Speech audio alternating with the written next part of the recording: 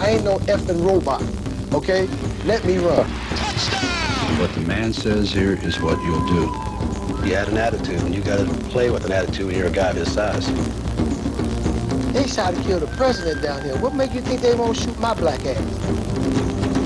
You didn't look for Wes Dorsett to die. When he saw Tony playing football, he was a proud man. He was happy. I wish my dad had been around to experience some of the things I've experienced. I think he made the game look a little too easy sometimes. This is Tony Dorsett. Beyond the glory. Absolutely outstanding. Unbelievable. As good as he's done on baseball. Do you have anything to say to your fans?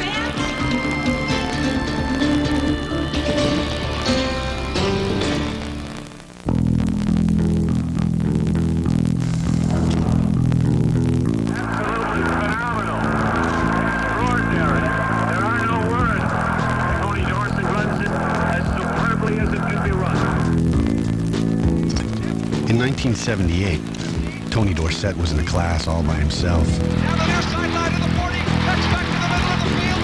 He makes it all the way.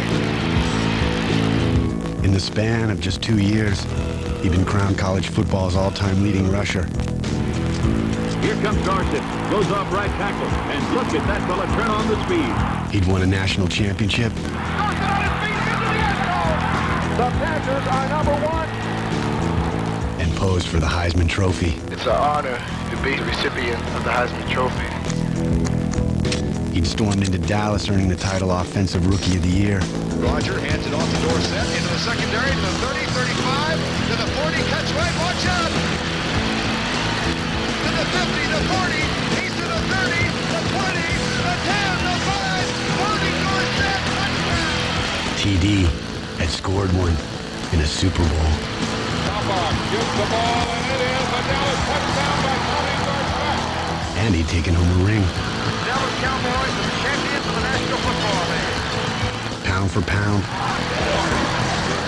Tony Dorsett may have been the best pure football player on the planet.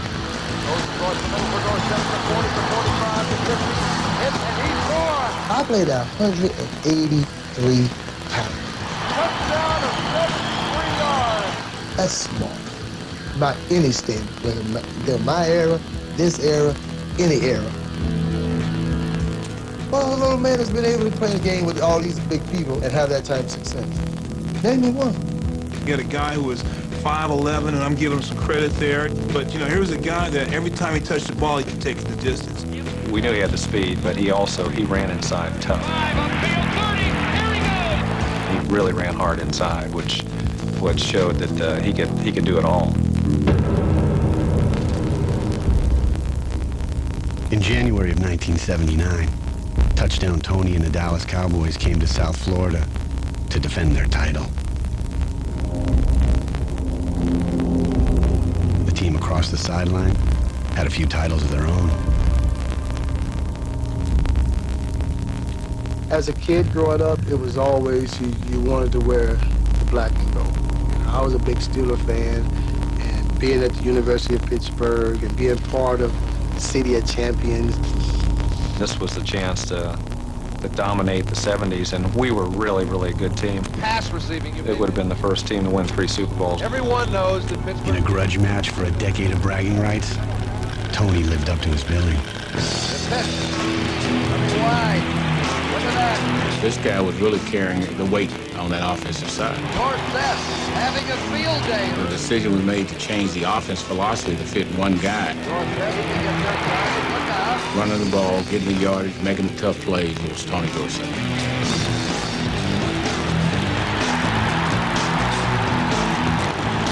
I carried the ball about 8 to 9 times in the first quarter.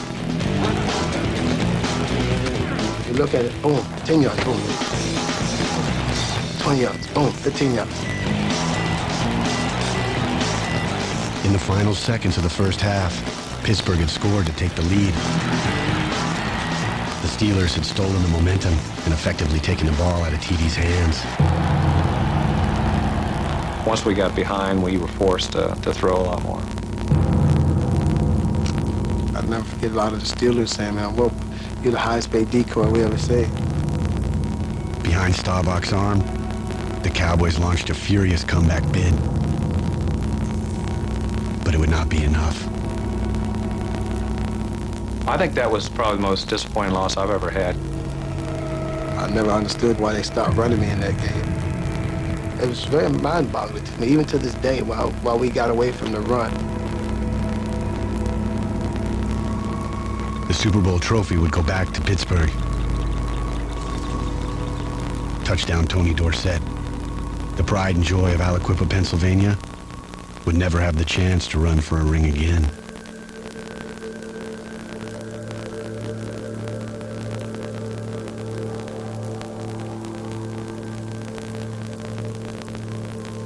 Some of the colors, man, are just unbelievable, man. So bright and beautiful. And if you ever see it from your plane, man, it's really beautiful.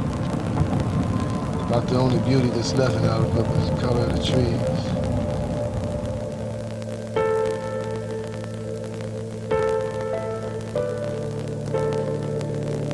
It's been more than a decade since Tony scored a touchdown in the NFL.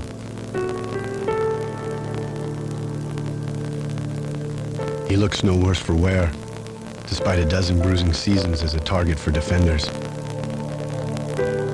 His hometown has not held up nearly as well. It was a jumping little town when we had a couple of theaters down there and everything down there. And it started moving out.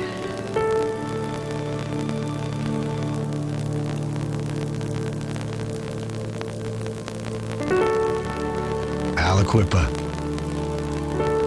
19 miles from Pittsburgh, was a steel town. There's a lot of businesses have not been able to survive since they closed down the steel mills. Thousands of men, like Tony's father, made their way to western Pennsylvania nearly a century ago. Looking for work, they found a way of life.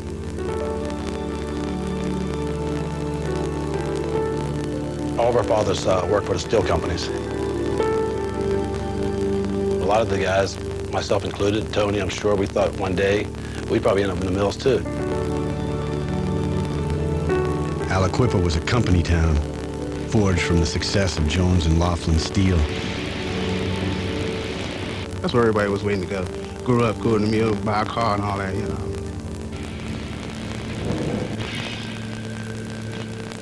Dad never went to school a day in his life, but was full of wisdom for me.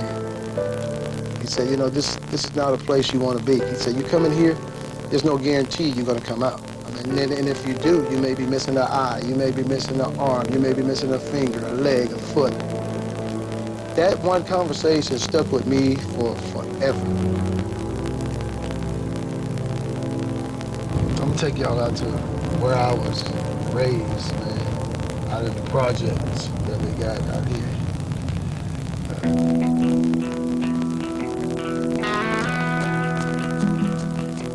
Aliquippa was a melting pot of ethnic groups, a hillside collection of government-owned housing projects known as plans. Mount Vernon Drive was pretty much black community, and that was Plan 11. Plan 12 was the Caucasian community. Wes and Myrtle Dorsett raised 7 children on this street. Tony was the youngest boy. My dad gave us all nicknames. I had 4 older brothers. Hawkeye was actually my nickname. If you notice, he stretches his eyes a lot when he talks. Yeah, he do have some big eyes. He can stretch them. That's where the legendary stories about my dad Wes taking my 4 of my older brothers out there thinking they were so fast, he got a switch. And he said, every time I get close to you guys, I hit you with the switch. That didn't last very long. The Dorsetts got their speed from their dad because he used to always, when he had to whoop him, he had to chase him. Tony's best friend from Mount Vernon Drive is Mike Kimbrough. What you doing, man? What you wearing, man? Hello. That took me a lot of first thing to go. What's my mind? Huh? I was up there. What you doing upstairs? Washing shoes. Although they lived in Plan 11, the school district split their neighborhood down the middle. Tony and Mike were bused to a predominantly white school in nearby Hopewell. Some of Mount Vernon people went to Aliquippa. And some went in Hopewell. They used to say if you go upstairs to use the bathroom, you're in Aliquippa. You come back down, you're in Hopewell. I went to school in one world, but when I was through with school, I came back to what I call the real world, my world, back to the community, to the hood. Well, I'm gonna hit you. Okay. You don't think I can hit you? I'll catch you. The sports star in the Kimbrough house is Mike's youngest son, Verquan. Professional boxer, he's undefeated after 5 fights. I'll hit you in your head.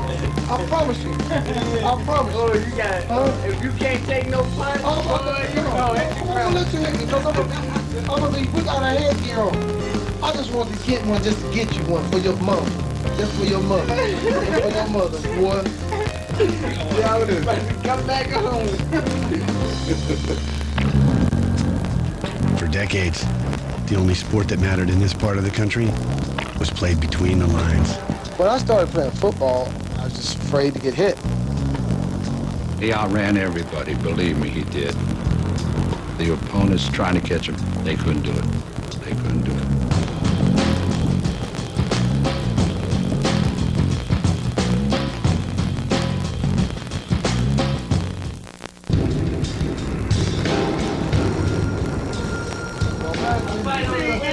How you doing, man? Yeah. Good to see you, man. Who is this here? That's my grandson. What you doing, man? Baby.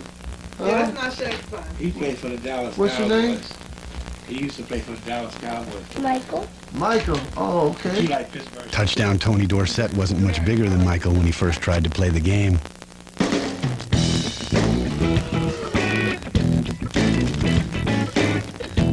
He and childhood friend Mike Kimbrough conspired to get on the football field together. First year, we went up to Hopewell and they said that we was too little. We were too light. So we went that following year, me and Tony, we said, well, we ain't gonna be too little this time. But we came back, we put rocks in our pockets, so we could try to make the weight, and we were still too light. They came of age in Aliquippa, Pennsylvania. Their fathers worked in the J&L steel mill, and their heroes played football. First and 10 as the football for Hopewell is at their own 49. Sweep left, breaks it in. First down and more as Hopewell is driving now. That was a way of life to go to Friday night football games. It was something that people looked all week towards. The steel mills have closed down, but football remains a passion in this part of the country. Let me shake your hand. What's your name, sir? How you doing, sir? I'm doing fine. What's your name? Josh Pregor. Josh, it's good to see you, Josh. Tony first became a star in a Vikings uniform for Hopewell High, a predominantly white high school a mile and a half from his home in Aliquippa. Yeah, take it about. They call it laying big wood. You laying big wood on them. Laying wood, big wood. Tony probably was the smallest at the particular time that when I got him up here to the high school level to play. He weighed approximately about 147 pounds, soaking wet. What he lacked in size, he made up for with speed and heart. I got started when one game I was out for the kickoff team, and just my luck, kickoff comes straight to me, man. And I got this ball, just because of fear, and I was just afraid to get hit. I took off. I was like a little rabbit, man.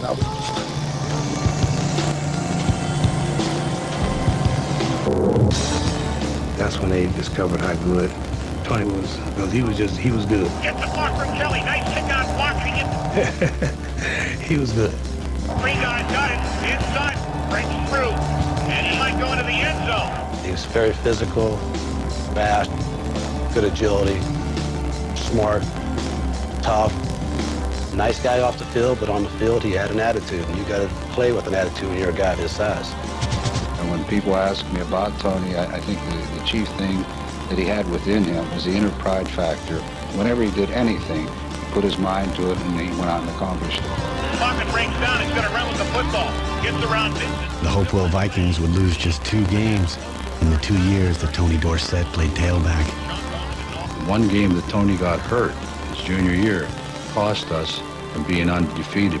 We got hit in the head, and the doctor said I'd be cautious about playing in the second half. And Tony started to do a little ranting and raving. His father came to the locker room, and he told Tony, what the man says here is what you'll do.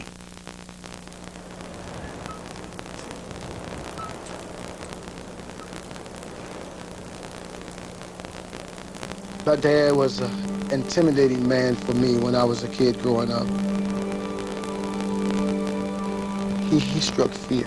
I was afraid of my dad for a very long time.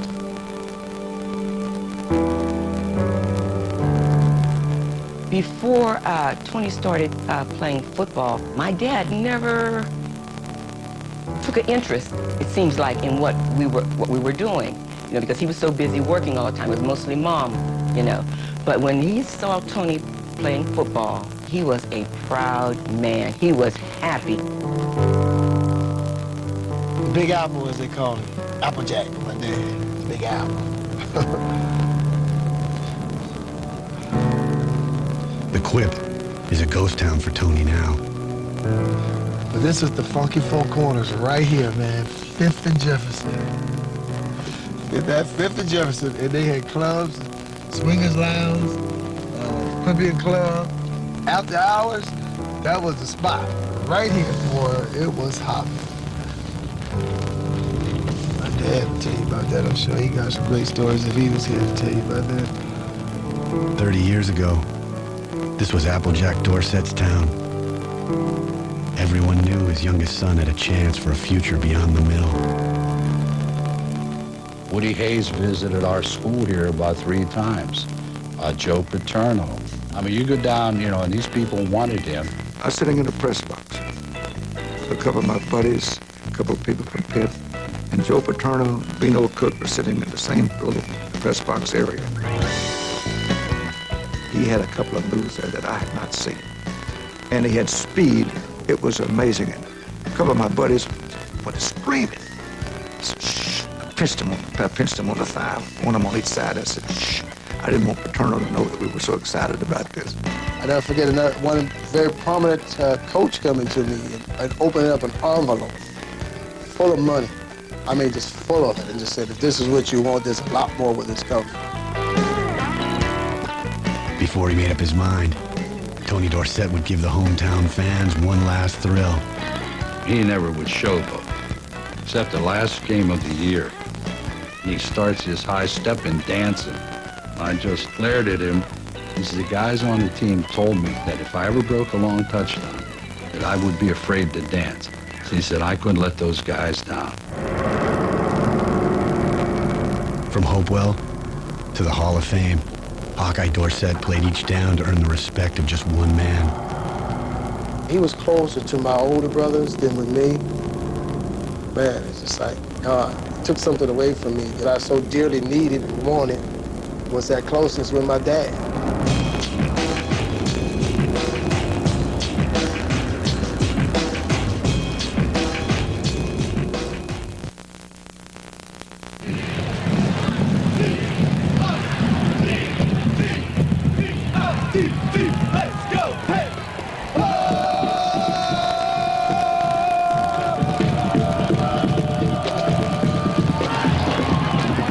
Homecoming weekend, 2003 at the University of Pittsburgh.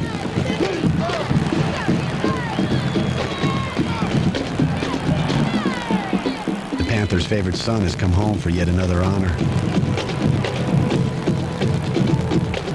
Number 33 did so much for this program, they renamed the street in front of Heinz Field.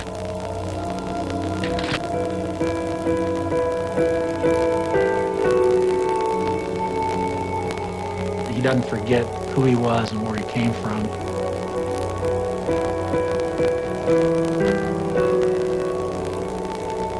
And even though he He can pretty much go anywhere he wants in the country and everybody knows who he is.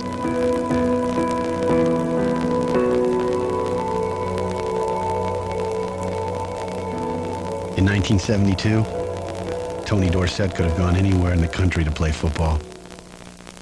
But he had another decision on his hands. My childhood sweetheart, Karen Castelo, got pregnant. I started talking to people that were advising me, and they were saying, just go to college for a year, see what that's all about. Don't rush into that. You may be putting too much pressure on yourself. Tony put off the wedding plans, but stayed close to home. The Pitt campus was only 19 miles from Aliquippa. His mother, Myrtle Dorsett, was very influential to Tony, because his dad was a hard worker. He worked in the steel mills. We saw very little of him, but we saw Myrtle Dorsett many times. I tell you, that mama's boy deal again, I wasn't going far from my mom. He agreed to play for first-year head coach Johnny Majors at one of the worst football programs in the nation. When I took the job in 1973, they had not been to a bowl game in 17 years. And I don't believe I ever worked a team as hard, certainly no harder than I did the 1973 team. They just literally kicked the living crap out of us for 3 weeks straight, and probably about 40 guys quit that team. But the good ones stayed, and I told players, as I normally did, those who stay will play. Those who play will be champions.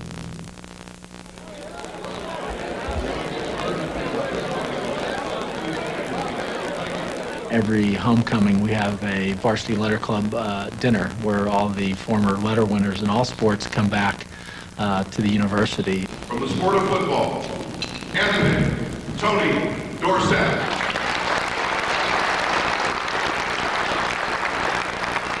It's been 3 decades since Tony Dorsett first wore the blue and gold. Coming here as a freshman, to go down there to Georgia, the first ball game, I'm 150 pounds, and I get off this bus and we cross those tracks, and you look out there, there's a sea of red and white. They're all white.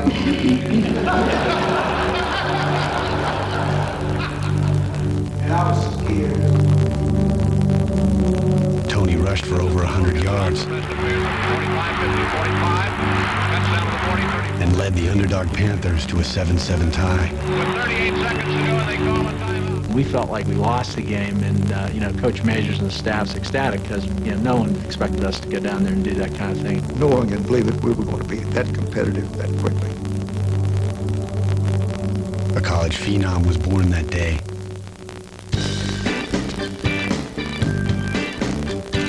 But September 15th, 1973 holds a far greater significance for Tony Dorsett.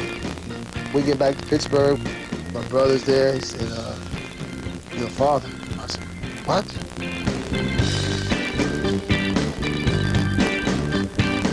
I was basically born the same day as my dad's first college game, so it's pretty much all I knew. Little Anthony had no idea that his dad would become the greatest running back in college football history. No one team got run over more than the Fighting Irish of Notre Dame.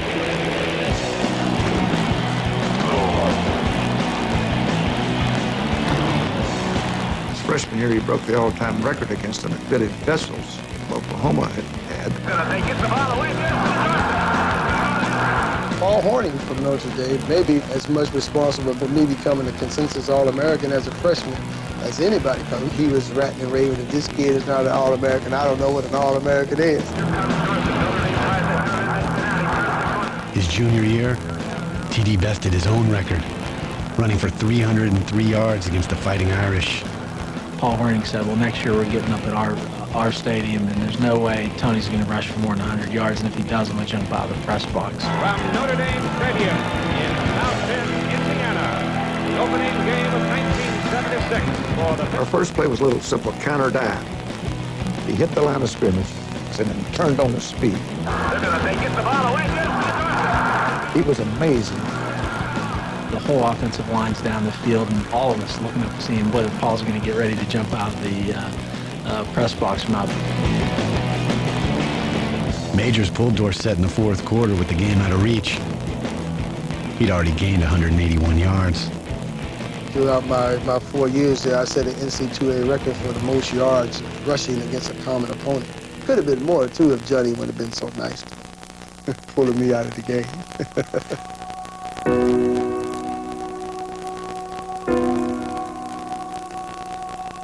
By the 7th game of his senior season, no one in the history of NCAA football had run for more yards than the kid they called Hawk from Aliquippa, PA.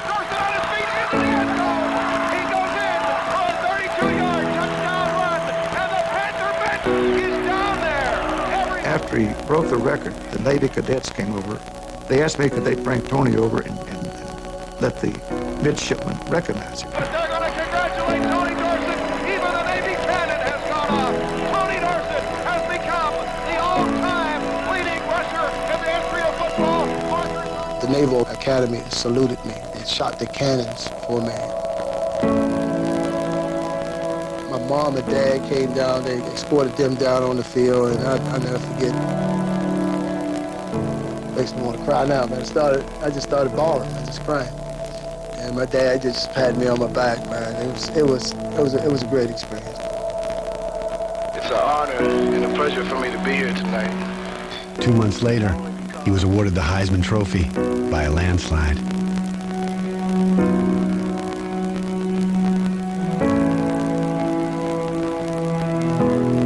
But the undefeated Pitt Panthers of 1976 had one more game to play. One last chance to make Coach Major's pledge stand up. Our team had been together 4 years. We played Georgia our very first game as freshmen, and it was Georgia again as seniors and for the national championship. 4 years ago, they'd played to a tie. This time, it wasn't even close. I believe he was the greatest football player I ever saw. And I thought the 76 team was one of the great football teams in football history. He would join another great team just 6 months later. But Dallas, Texas was a long way from the quip. One of the waitresses started throwing the N-word at me, calling me all these racial slurs. We were outnumbered. I mean, it was one of those situations, it was just, we had really no business being in there.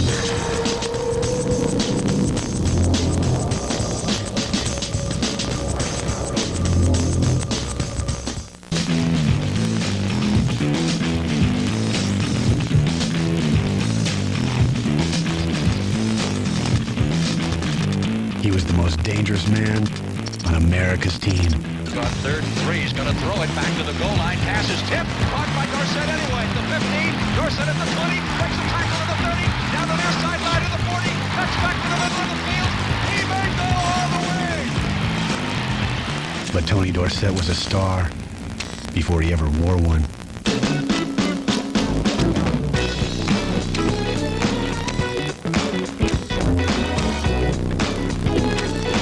Tony came in with the fur coat, the beginning of the fur coat era in the Dallas Cowboy organization, I guess. He had this Lincoln that was about, 200 yards long. I mean, I've never seen a front end on a Lincoln like that in my life. I thought the pimps came from Oakland, California, yet I saw they came from Pittsburgh. In 1977, the Dallas Cowboys made a trade with Seattle to bring college football's all-time leading rusher to Dallas. Back in those days, I guess he broke the barrier in the Dallas Cowboy franchise in terms of getting money when he signed that $1 million contract.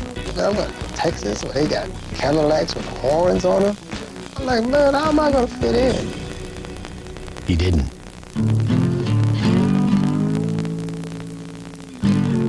The first day, I'm like, man, I'm going out and let them know that I'm here. For us, two black guys to walk in a country western bar in Dallas is like, whoa, what are we doing in here? We go over there, and it was ladies' night. And from Aliquippa, man, we didn't have no bars when they had ladies' nights and ladies getting free drinks. We were kind of breaking the color line to a degree, so to speak. And I remember one guy was kind of messing with Tony. And I was one of these guys that said, look, I know where I'm at, but I ain't backing down for nothing.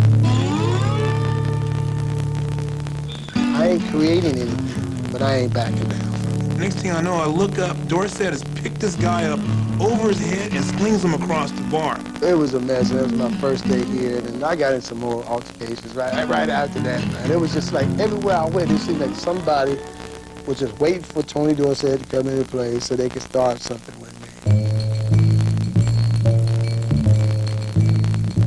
TD found it hard to fit in on the football field as well. Coach Landry, he didn't believe in rookies starting. Not even $1 million running back. When he did play, his natural talent overshadowed Coach Landry's intricate offensive system. Tony gets up there and says, guys, Tony's a different runner. He said, what we're gonna have to do is just put our hats on the right people, just keep our hats on them. Tony's gonna run to what he sees. The rookie would run the Cowboys right into the Super Bowl. We knew Denver had a great defense. We had played them, finished the regular season against Denver. It was a very close game. We had a pretty conservative offense and great defense, and hopefully we could let Tony run the football, and that's what he did. Again to Dorsett, comes into the middle. He comes inside the 40, cuts to the 45, to the 50. He ran the ball very well. He ran inside. I think the first touchdown, he just busted it inside. Tailback takes, hands off inside to Dorsett, coming around to the right to the 10, to the 5. Touchdown! Tony Dorsett. TD and the Cowboys never looked back.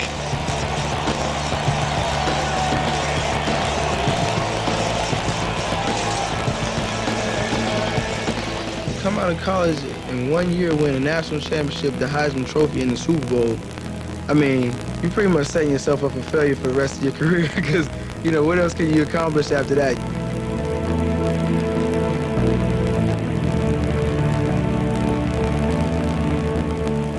But a 1,000-yard rookie campaign and a Super Bowl ring brought him very little respect in the Lone Star State. The next season, during a home game, he was told by the organization of a threat against his life. Gilbert said, oh, well, we get these kind of threats all the time in the National Football League. I said, I don't know about the National Football League, but I don't get these kind of death threats. I don't get these kind of threats. And I said, furthermore, they tried to kill the president down here. What makes you think they won't shoot my black ass? I remember him coming walking by me, telling me, hey, man, there's a death threat on my life. I said, what are you doing by me? You know, go over there with those guys over there. The guys started moving away from me, so when they moved, I would move with them. Man, get away from me, man, get away from me. Oh, man, don't get me, they'll get you too. He was like on pins and needles, but he had a hell of a game that game. It would happen again at the 1979 Super Bowl. I was coming down here young, gifted, and black, and I was running my mouth. And, you know, and maybe some people took offense to that. I really hate to think that was the case. I remember just thinking it might have been somebody that was a fan of the opposition.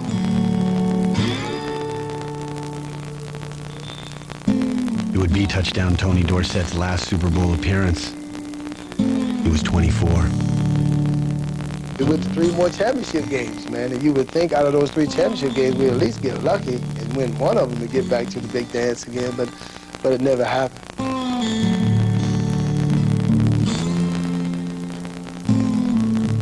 He would become the first player ever to gain more than 1,000 yards in each of his first 5 seasons. He reached that mark, 8 of his first 9. I really don't think he gets his just due. You know, and I tell him that all the time. I tell him I think he made the game look a little too easy sometimes.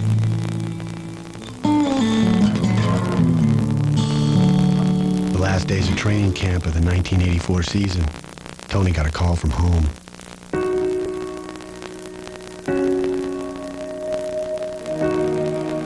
Mother got on the phone, and she told me about what happened, that my dad he had a stroke. It was really difficult on him because, you know, you didn't look for Wes Dorsett to die. No, he just didn't die. You know, he was the one that held the family together. Doctors are saying this and that about his, you know, brain dead or this and that. If he comes out of it, it's going to be a vegetable, you know, all these negative things. And I said, Mom, I believe in miracles. And I looked at him and said, I said, oh, your dad is already dead. I said, the only thing keeping his breathing is that machine he's on. But there wasn't nothing I could do for him. Fellow had that stroke, and that was it, honey.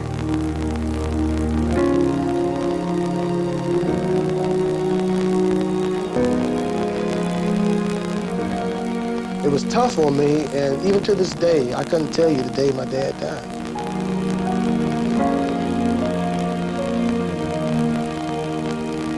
I blanked it totally out of my mind. I said, I do not want to experience this feeling every year.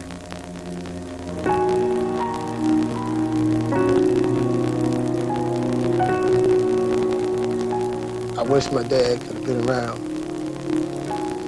to experience some of the things I've experienced.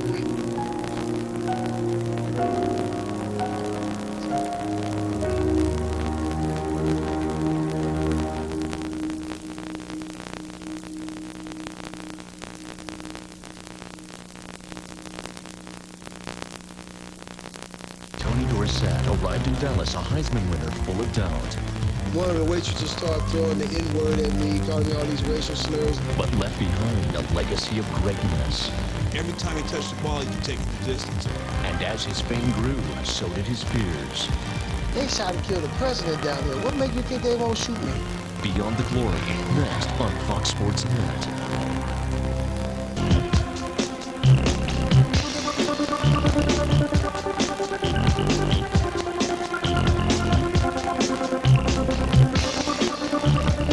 In football, Tony Dorsett found an escape from his father's way of life.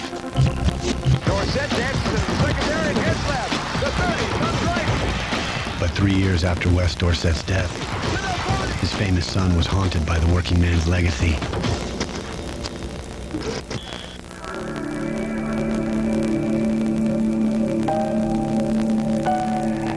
You know, you come from the Northeast, you're from Pittsburgh. You know what unions are all about, man. I remember my dad worked at J&L Steel Mill. I know what unions are all about. In September 1987, the Players Association went on strike, demanding higher pay, increased pension benefits, and the right of free agency. The owners responded by hiring replacements. Players that crossed the picket lines were labeled scabs. Tony, you make about $45,000 a game. This one's going to cost you.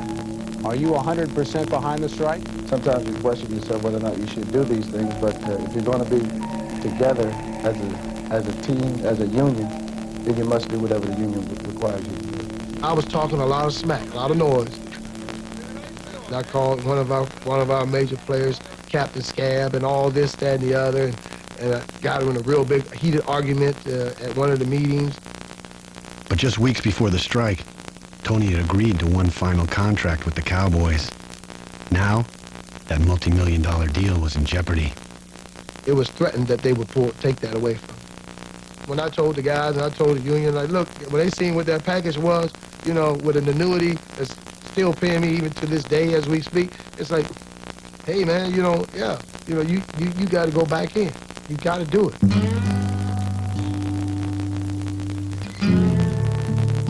His father's union in Aliquippa, Pennsylvania, won the right to bargain collectively 50 years before in a landmark Supreme Court decision.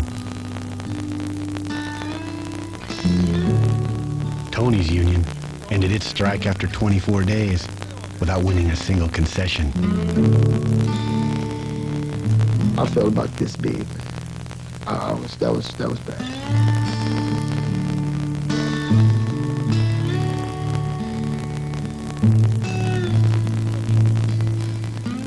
Yeah, man. Everything's shut down in here though now, isn't it? Yeah. Got it out. This is where the work was, man. J&L Steel Mill. Wes Dorsett didn't live long enough to see his steel mill torn to the ground, his way of life lost to technology and free trade.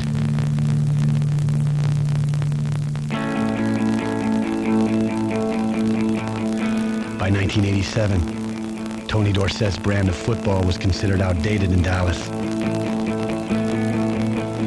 Cowboys turned to a bigger, stronger Heisman winner, Herschel Walker.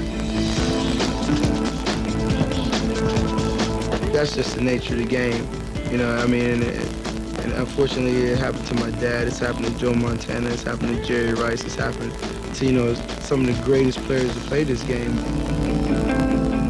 Tony would play one more season. As a Denver Bronco, he would surpass the great Jim Brown in career rushing yards. He retired in the fall of 1989 after suffering a knee injury in training camp. I love the game, but I don't miss it. The human body wasn't made for this type of abuse anyway, so I'm fortunate enough to have been able to do what I've done for so many years, and I thank God for it. Tony Dorsett is the only football player in history who's won 5 great honors. He's the only player who's ever won the Heisman Trophy, played for a National Collegiate Championship team, for an NFL Super Bowl championship team, and has been inducted into both the Collegiate and the Professional Football Hall of Fame. The honor that may matter most is the one he received back home. In the fall of 2001, Hopewell High renamed its football field after number 33. I was at a predominantly white high school. I never expected it. Caught me totally off guard. I wish my dad could have been there, man. Big Apple would have been big time. He'd have been so happy for his baby boy.